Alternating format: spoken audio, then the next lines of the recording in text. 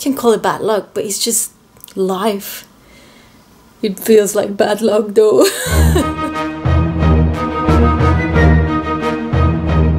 I am preparing for a new challenge.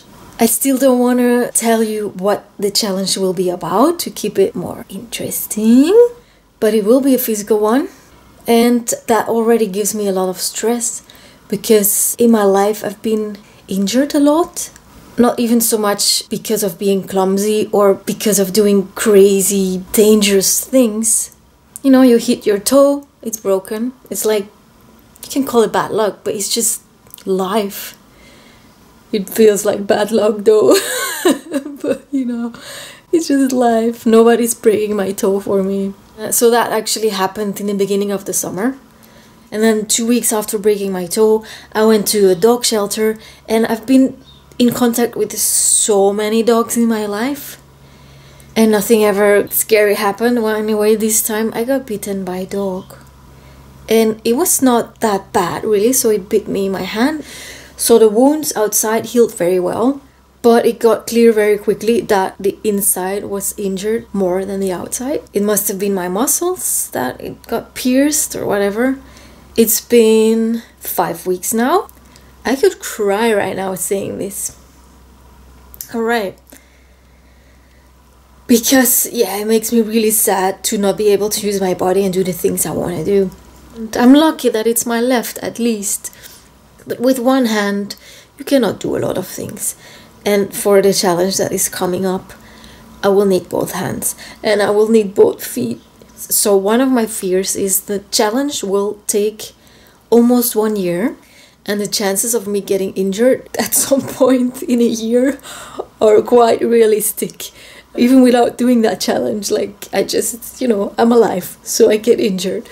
So that's kind of scary because if I get injured, I have to stop the challenge or I have to take a break and like start all over again. I will be very sad, I will be very frustrated, and that almost makes me scared to start because I got a goal that I would like to reach, or kind of.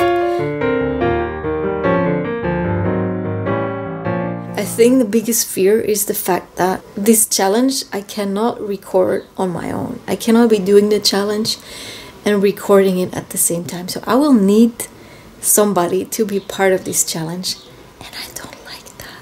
I want to be very, very free in things I do.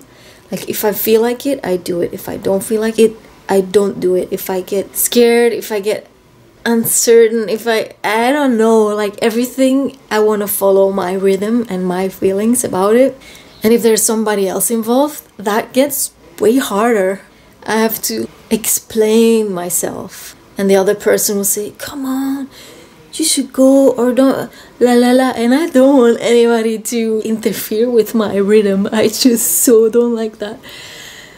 I can imagine myself getting very frustrated if that person is recording and I don't like how they do it. I'm not a perfectionist, like, at all. I mean, my house is a mess, and I don't have the patience to be a perfectionist. But I'm another kind of perfectionist. I want the things to be my way, like how I like them, how they are in my head. And I have a very, very, very hard time to accept things that go in a different way. And that's why in my life I get frustrated a lot, and it's not a nice feeling. When the start of the challenge, when that was still far away, I was so excited about this one, like the most excited I've ever been about my challenges. And it's such a huge one because it's gonna take almost a year. And I had so many good ideas and I was so super excited. And the closer it comes, the more I realize I cannot do this on my own. And I'm not gonna like that part.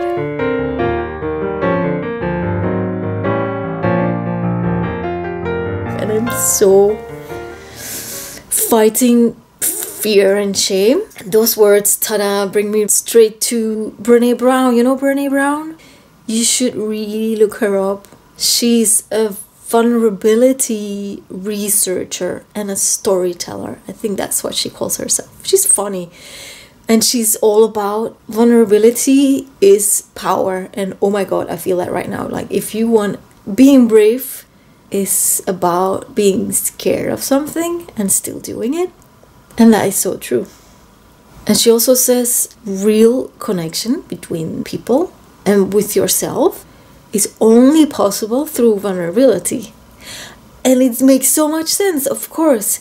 If you don't show how you really are and what you really feel and think and experience, how on earth are you going to get a real connection with yourself and with the world, with other people?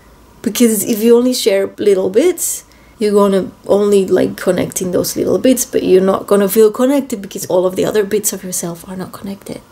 I mean, you should watch Brené Brown. She's really good at explaining these things. She had a TEDx talk, a few, but the oldest one is super powerful, super nice. Go check it out. And if I'm brave enough to do that, I hope I will inspire all of you to do the same, because, I mean, that's the only way, no? That's the only way to really live. Like, how sad is it to not be yourself in your life? Anyway. So, exciting, because I'm not sharing what the challenge will be about. But it's going to be physical. I'm super stressing about all different parts of the challenge. I'm curious what's going to come. Keep following the videos. You can subscribe. That would really make me happy. I always struggle with saying this out loud because I feel so American YouTube-ish. But it's actually really true. If I see people subscribing, I feel more encouraged to keep sharing and to keep going with the challenges. So yeah, I think the more subscribers I have, the more I will be brave to share things, I think. And of course, likes on the video, and that way I can learn which type of videos you like more than others, and then I can learn how to manage everything that I want to share into a form that you actually like. So that would be cool. And of course, comment if you want to say something, if you want to encourage me in a challenge you don't even know what it's going to be about. Or whatever, if you're doing a challenge, or if you have a challenge idea, or you want to just say something or give me a hug, a virtual hug, feel free to do all of that. Okay, see you soon. Ciao.